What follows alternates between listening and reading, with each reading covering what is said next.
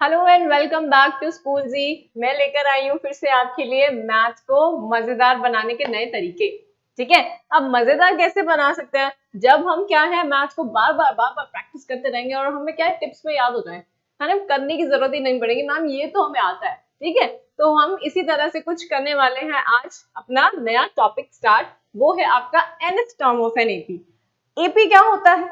पिछली वीडियोस में मैं आपको एक्सप्लेन कर चुकी हूँ क्या एपी होता क्या है।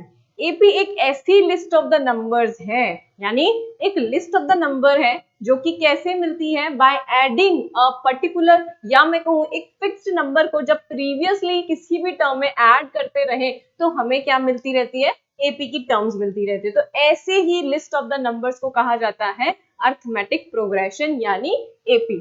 ठीक है, और इसके पहले यानी हमने एक इसके साथ में एक चीज और सीखी थी क्या, कि हम ये बता सकते हैं कोई लिस्ट ऑफ द नंबर्स को देखकर कि वो एपी है या नहीं।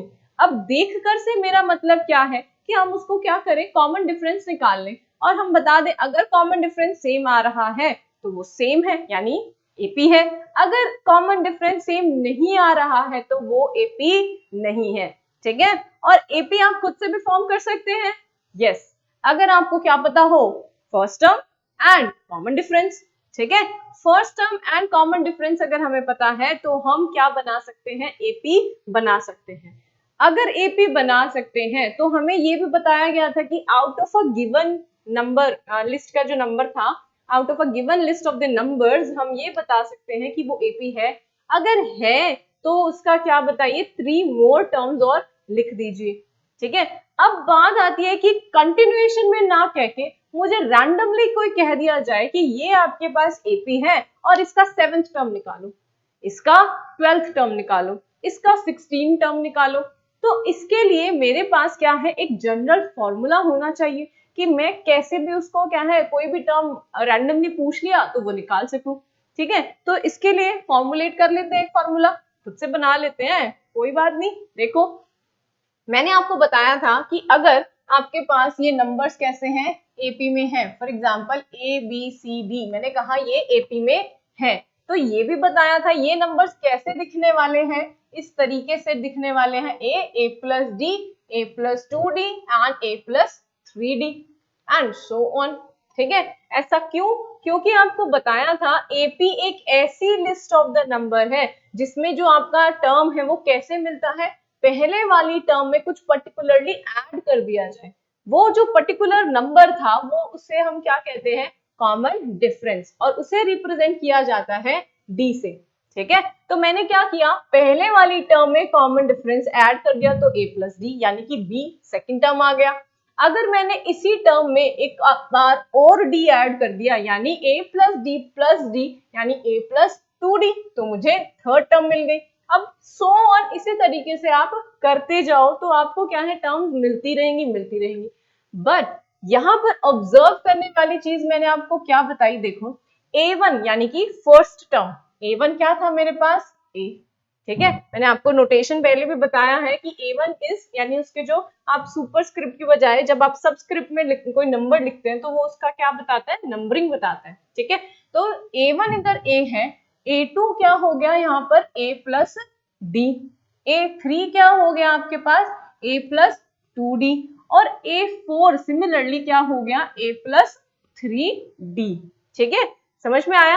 अब ध्यान से देखो, क्या इसे ऐसे लिखा जा सकता है, इसे तो चलो हम ऐसे ही लिखते हैं a प्लस कितना n-1 या फिर इसको आप रहने दीजिए, इसको आप ऐसे ही लिखो, a को हम a ही लिखे, पर हाँ इसको क्या लिख सकते हैं, a प्लस 2-1 इंटू डी। क्यों? क्योंकि देखो यहाँ पर क्या था, 2 था ना, इसके यानी कि सेकंड टर्म थी, टर्म नंबर 2 था, तो ये क्या लिखा, 2-1 इंटू डी। और इसी तरीके से इसे लिखा जा सकता है क्या, a प्लस 3-1 इंटू डी, यानी यहाँ पर जो टर्म है उसमें से अगर एक माइनस कर दिया जाए तो मुझे ये टर्म मिल रहा है, यानी वो टर्म एपी का टर्म मिल रहा है मुझे। ठीक है, सिमिलरली यहाँ पर क्या लिख सकते हैं, यहाँ कितना है, a4 है, तो a प्लस 4-1 इंटू डी, 4-1 यानी कि 3, क्या यहाँ 3d है, यस। 3-1 2, क्या यहाँ 2d है, यस 2d है। तो अगर इस पैटर्न को फॉलो किया जाए तो मैं क्या nth टर्म निकाल सकती हूँ? Yes, I can find nth term से मेरा मतलब है कि कोई भी जनरल टर्म, ठीक है, क्योंकि अभी ये जो मैंने आपको लिखा है ये होता है बेटा जनरल फॉर्म ऑफ एपी, इसे हम कहते हैं जनरल फॉर्म ऑफ एपी। तो जनरल फॉर्म है तो जनरल टर्म भी होना चाहिए, राइट? जनरल टर्म से मेरा मतलब क्या है कि उसमें क्या कर दिया जाए, वेरिएबल की वैल्यू पुट कर दी जाए और मुझे जो रिक्वायर्ड टर्म है वो मिल जाए, राइट? देखो कैसे, अब इसी पैटर्न को फॉलो करते रहे, कैसा कि a plus N minus one, यानी n कितना, जो टर्म की बात की जा रही है, सेकेंड टर्म तो 2 में से 1 माइनस कर दिया, थर्ड टर्म तो 3 में से माइनस कर दिया, फोर्थ टर्म तो 4 में से माइनस कर दिया। सिमिलरली अगर a n की बात होगी तो क्या होगा, a plus N minus one into d. समझ में आया? क्या किया कि यहाँ पर nth टर्म की बात की तो n में से 1 माइनस करके d से मल्टीप्लाई कर दिया। समझ में आया? So this formula is known as the general term of the AP. क्या कहते हैं इसको हम? जनरल फॉर्म ऑफ, या मैं कहूं general term, sorry, general term of the AP, ठीक है। अब ये आपको हेल्प करने वाला है कैसे, अगर आपको रैंडमली कोई क्या कह दिया जाए, find this term of AP.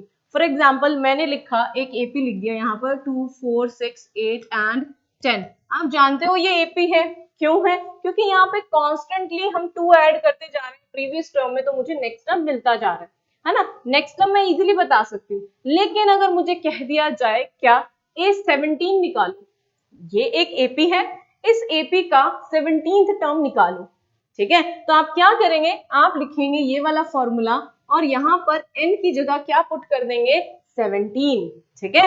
यहाँ देखो A1 A2 A3 यानी कि 4th term, 3rd term and 6th term, so on, ठीक है। तो 17 टर्म मतलब A17। अब यहाँ पर पुट करा मैंने क्या, a plus N minus one, n कितना था, 17, यहाँ देखो है ना 17, तो 17 माइनस वन इंटू डी, ठीक है। अब a कितना है, फर्स्ट टर्म है तो पहला ही नंबर होगा, तो 2 प्लस 17 माइनस वन 16, और d कितना है 2, तो 16 इंटू 2 32, 32 प्लस 2 34, यानी ये क्या होने वाला है मेरा 17th टर्म। क्लियर है? अब आप में से कुछ बच्चे कहेंगे मैम ये कैसे पता कि ये ठीक होगा? चलो हम एक काम करते हैं, हम इनमें से कोई भी टर्म निकाल लेते हैं। हम इनमें से कोई भी एक टर्म से मतलब है जो ऑलरेडी लिखी हुई है ना। यहाँ मैंने 5 टर्म्स लिख दी, तो चलो 6 टर्म लिख लेते हैं इसी फॉर्मूला से। 6 टर्म निकाला मैंने इसी फॉर्मूला से, तो क्या होगा, a plus N minus one, a plus N minus one यानी 6 minus one into d. a कितना है 2 और 6 माइनस वन 5, और d कितना है 2, तो 5 2 जा 10, और 2 प्लस 10 मुझे कितना देता है 12। क्या हम इस पैटर्न से ऑब्जर्व करके भी 6 टर्म 12 ही फाइंड आउट कर रहे थे? यस, यही तो फाइंड आउट कर रहे थे। जब हमारा ये टर्म सही है बच्चे, तो ये टर्म कैसे गलत हो सकता है? ठीक है, समझ में आया? पैटर्न सेम फॉलो किया है हमने, और ये क्या है फॉर्मूला आपका जनरल टर्म के लिए, ठीक है। तो अगर आपको जनरल कोई टर्म कह दी जाती है कि आप ये टर्म निकालो, तो आप उसको इस तरीके से सॉल्व कर सकते हैं, ठीक है। So this was your nth term. इसको जनरल टर्म के साथ साथ ऐसे भी बोल दिया जाता है nth term of the AP. क्या कह दिया जाता है, nth term of the AP, ठीक है। क्योंकि यहाँ पर क्या है, इसके नीचे क्या लिखा हुआ है, n लिखा हुआ है ना, तो इसका मतलब nth टर्म। यहाँ 4 था तो ये 4th टर्म हो गया, ये 3 था तो 3rd टर्म हो गया, सिंपल। वैसे ही रिलेट किया है हमने, ठीक है। तो चलिए अब इसके साथ हम करते हैं क्वेश्चंस। क्वेश्चन में आपका पहला है आज, find the 10th term of the AP. देखो वही आ गया ना जो मैंने आपको यहाँ कराया, कि कोई भी एपी दे दी और रैंडमली आपसे पूछ लिया गया क्या, कि ये वाली टर्म बताओ, है ना। तो चलो कर लेते हैं। यहाँ पर एपी हमें क्या गिवन है, एपी थर्ड एग्जाम्पल है आपका, एपी गिवन है 2 7 12, ठीक है। ये आपके पास एपी गिवन है। अब हमें निकालना है क्या, A10। तो सबसे पहले फॉर्मूला में आ जाते हैं। A10 के लिए मुझे तो क्या चाहिए, A और D तो चाहिए। कोई भी एपी हो उसके लिए आपको A यानी फर्स्ट टर्म और D यानी कि कॉमन डिफरेंस की जरूरत पड़ती है। तो निकाल लेते हैं। फर्स्ट टर्म ही मेरा क्या हो जाता है, यानी first term number 8 first term बन गया, a बन गया। अब d निकालने के लिए मुझे क्या चाहिए, a2 minus a1 that is 7 minus 2 is 5। Clear है, 5 आ गया। सिमिलरली अगर a3 माइनस a2 किया जाए तो 12 minus 7 is again 5। That means d की वैल्यू आ गई आपके पास 5 और a की वैल्यू आ गई 2। क्वेश्चन में गिवन है कि फाइंड a10, तो यानी a10 है ना, तो a10 क्या होगा, a plus 10 minus 1 into d, a plus कितना 9d, तो a की वैल्यू कितनी है 2, 9 इंटू 5, ठीक है, सॉल्व कर लेते हैं। 9 5 जा 45, 45 में 2 ऐड किया तो मिला 47। दैट मीन्स आपके पास जो 10th टर्म है इस एपी का वो क्या होने वाला है 47। क्लियर हुआ, easy, very easy, it's in fact it's super easy है ना। क्या है मैम, ये तो हम अब कर लेंगे, हम सबको आता है ना, बहुत अच्छे से समझ में आ रहा है। चलो आगे करते हैं। नाउ अब जो क्वेश्चन है ये थोड़ा सा डिफरेंट है सेम ही, बट देखो करने का तरीका थोड़ा सा बदल जाएगा। क्वेश्चन है which term of the AP, आपको एक एपी गिवन है 21, 18, 15 and so on, which term of the AP is minus 81। अब यहाँ पर ये नहीं पूछा कि A10 निकालो A12 निकालो, ये बोल रहा है कि कोई एक टर्म है इसका माइनस 81, वो कौन सी टर्म होगी, राइट। अब यहाँ पर हमें क्या दे दिया, ध्यान से सुनो, ये मुझे वैल्यू गिवन है किसकी, लास्ट टर्म, यानी मैं कहूँ nth टर्म की, या इसको ऐसे समझ सकते हैं, हम मान लेते हैं, मैथ्स में तो सारा कुछ हम मान के ही करते हैं वैसे भी, है ना, तो हम इसको सपोज कर लेते हैं कि वो जो टर्म है इस एपी की कौन सी, जो माइनस 81 होने वाली है वो nth टर्म है ना। Let an be a minus 81, an अगर माइनस 81 है तो ये फॉर्मूला यूज कर लीजिए और इस फॉर्मूला में जो वैल्यूज आपको पता है वो पुट कर दीजिए, फिर देखते हैं क्या होता है। करें, चलो यहाँ पर आपको क्या गिवन है, एपी गिवन है कैसा, 21, 18, 15 एंड सो ऑन, ठीक है। तो सबसे पहले मैं डी निकाल लेती हूँ, डी कितना आने वाला है आपके पास, a2 minus a1 that is 18 minus 21 that is minus 3, और यहाँ पर भी माइनस 3, ठीक है। याद रखना common difference can be negative as well as positive, ये आपको पहले वीडियो में ही बताया गया था जब आपको अरिथमेटिक प्रोग्रेशन इंट्रोड्यूस किया था, मैंने बताया था ना कि वो जो कॉमन डिफरेंस है, वो जो फिक्स्ड नंबर है, that can be positive as well as negative. Clear है, तो अब मुझे डी तो मिल गया मेरे पास, अब ए की वैल्यू भी आ गई कितनी 21, ठीक है। हमने मान लिया क्या कि late A N B minus 81, वो जो टर्म यहाँ मुझसे पूछा जा रहा है कि वो कौन सी टर्म होगी, 5th टर्म होगी, 7th टर्म होगी, 8th टर्म होगी, वो मैंने मान लिया कि ए एन है, ठीक है।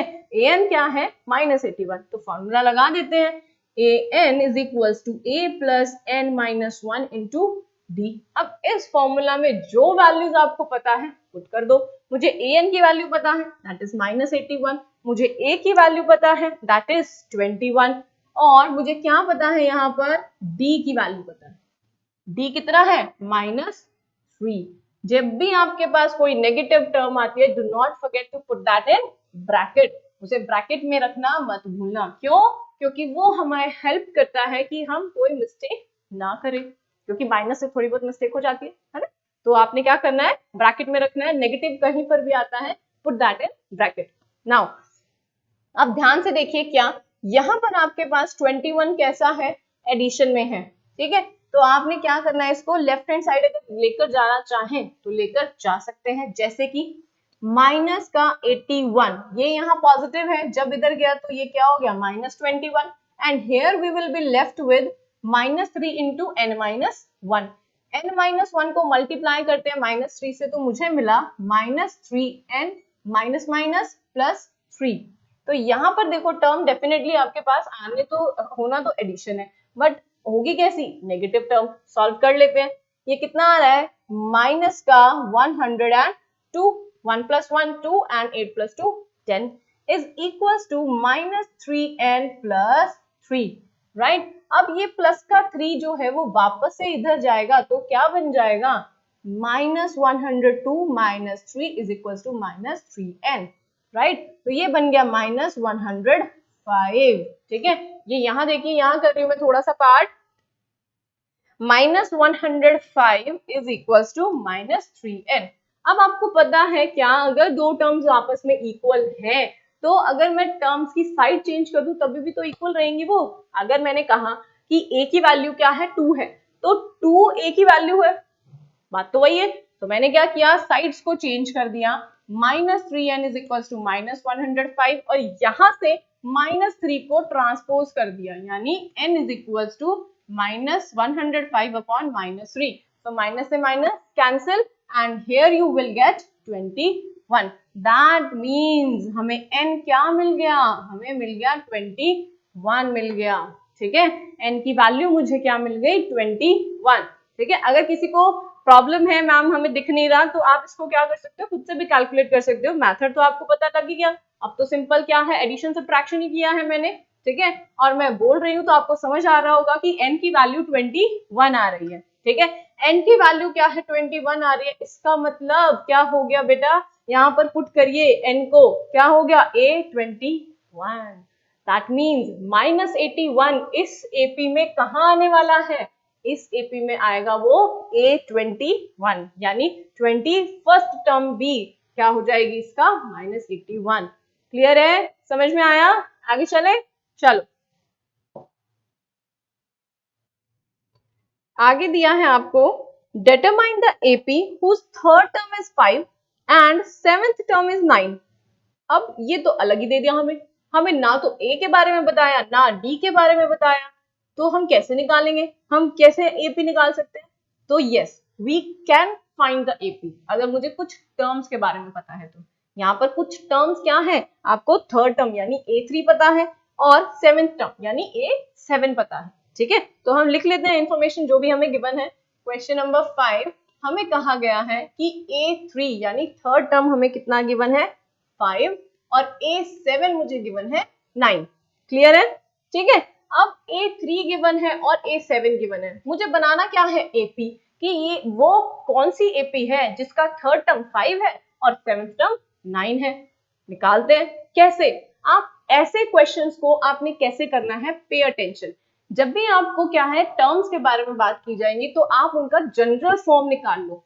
जनरल फॉर्म से मेरा मतलब A3 को आप कैसे लिख सकते हो, क्या A3 को आप A+2D लिख सकते हो ना। जनरल टर्म से मेरा मतलब है कि जिसमें आपका A भी इन्वॉल्व हो रहा हो और D भी इन्वॉल्व हो रहा हो। जनरल टर्म हमने पढ़ा भी था, nth टर्म कैसी थी, an is equal to a plus n-1 into d थी, ठीक है। किसी को अगर नहीं भी ध्यान है तो मैं यहाँ साइड में लिख देती हूँ कि an का मेरे पास फॉर्मूला क्या था, a plus n-1 into D था।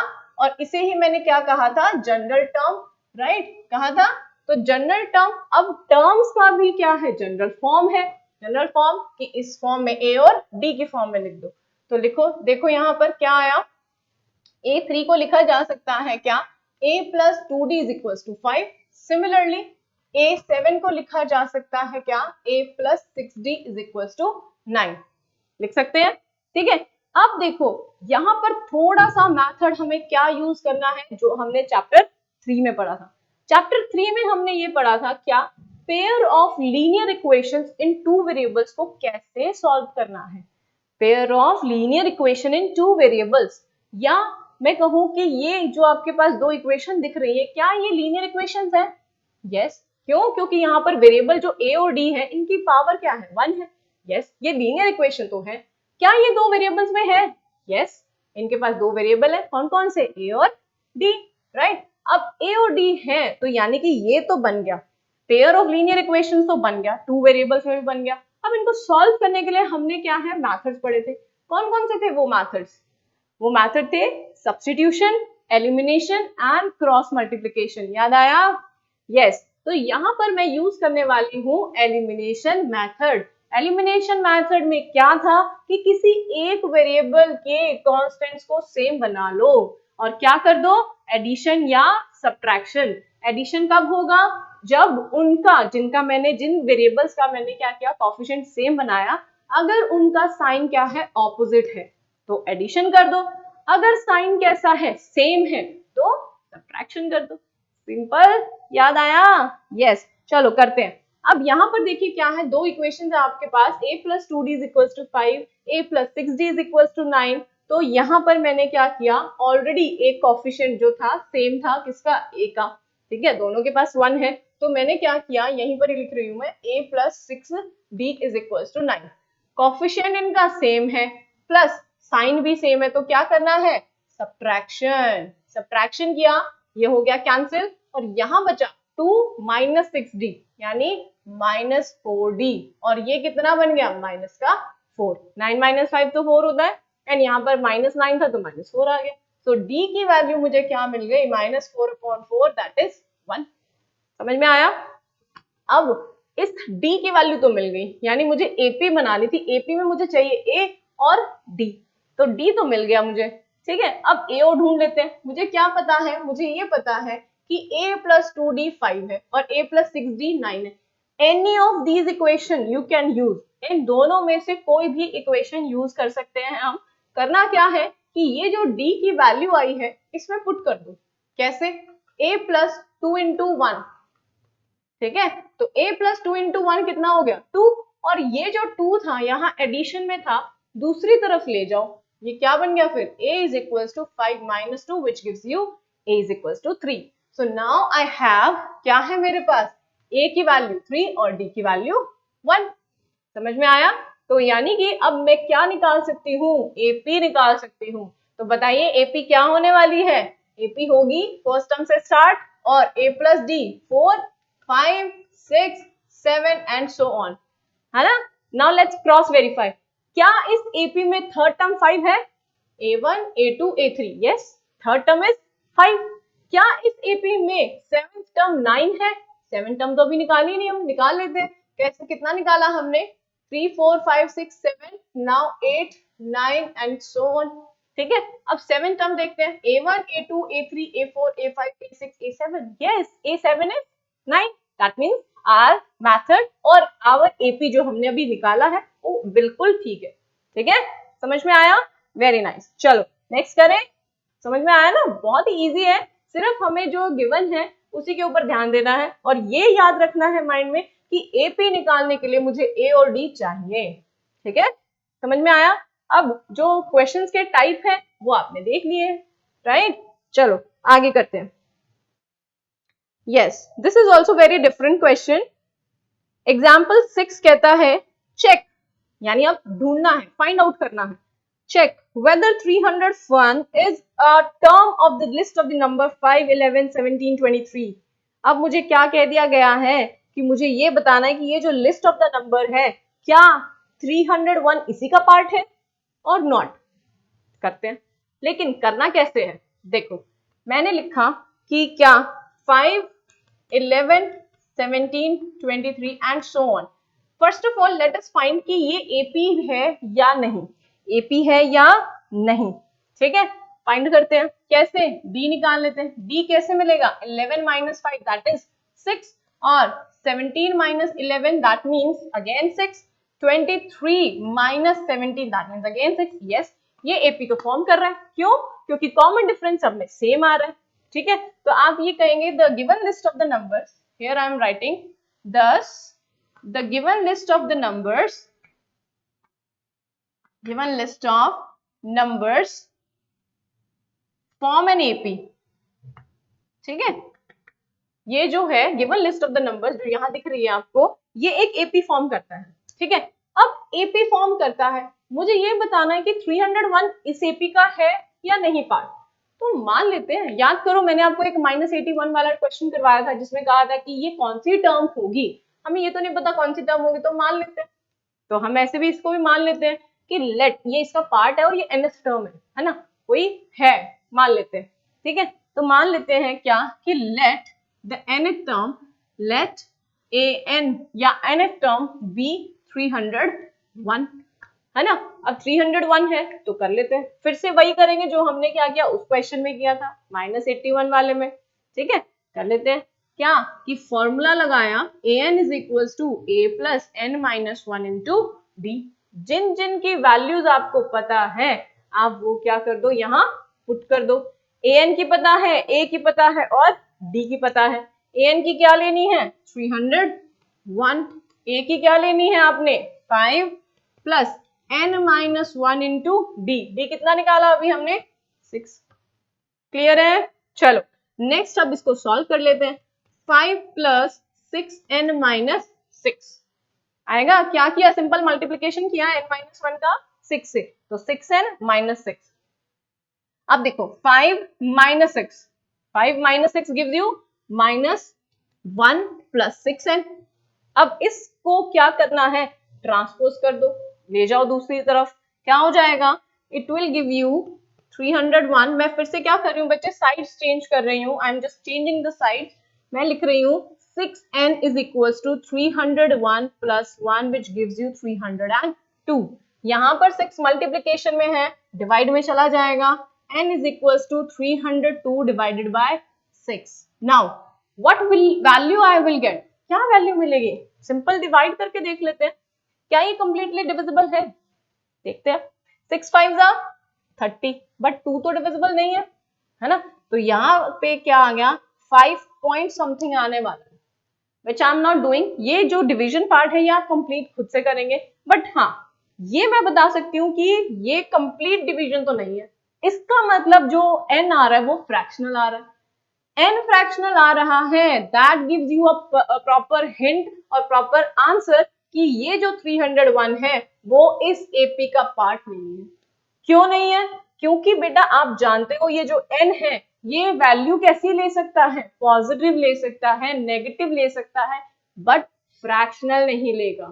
ठीक है, अपने नोट्स में एक चीज वहां पर और ऐड कर लो, क्या कि n can't be fractional, n can't be fractional. क्यों नहीं हो सकता n, क्योंकि n क्या डिनोट कर रहा है, n डिनोट कर रहा है number of the terms, n denote कर रहा है नंबर ऑफ द टर्म्स, तो नंबर ऑफ द टर्म्स जो है बेटा वो हमेशा कंप्लीट होती है। ठीक है, नंबर ऑफ द टर्म्स कभी भी फ्रैक्शनल नहीं होती। ठीक है, क्लियर, समझ में आया है ना। तो अगर मैं जैसे मान लो नंबर ऑफ द पर्सन्स की भी बात करती हूँ, तो आई टॉक की हाँ 2 person 3 person, I never talk 3.5 person, है ना, मैं कभी भी 3.5 पर्सन की बात नहीं करती हूँ। तो इसी तरीके से जब एपी में हम बात कर रहे हैं नंबर ऑफ द टर्म्स की, तो वो भी आपके कैसे रहते हैं, कंप्लीट वैल्यूज रहती हैं। ठीक है, वो कभी भी फ्रैक्शनल वैल्यू नहीं ले सकता। यानी आप यहाँ पर मैं लिख देती हूँ, नोट्स बना लीजिए आप कि n जो है इसको लिख लो यहाँ पर, n जो है can take only integer values, n can take only integer values, है ना। ये आपको वहां क्यों नहीं बताया गया, ताकि आप खुद से इसको फाइंड आउट करो और इसको याद रख सको, सिंपल। ठीक है, क्लियर है, समझ आया इतना। चलो नेक्स्ट करते हैं। तो अब देखो बच्चे यहाँ पर आपके पास एक चीज तो आपने नोट कर लिया है, क्या कि n can take only integer values, n के पास हमेशा इंटीजर वैल्यूज आने वाली है, तो ये आपने याद रखना है हमेशा। ठीक है, कभी भी आपके पास क्या है, अगर जैसे यहाँ पर मैंने कीवर्ड लिखा है यहाँ पर, यहाँ पर देखो बेटा 5 पॉइंट समथिंग नहीं आएगा, it will be 50 point something. जब आप इसको सॉल्व करोगे तो you will get something fractional. मेरा कहने का मतलब ये था कि आपको यहाँ पर एक फ्रैक्शनल वैल्यू मिल रही है।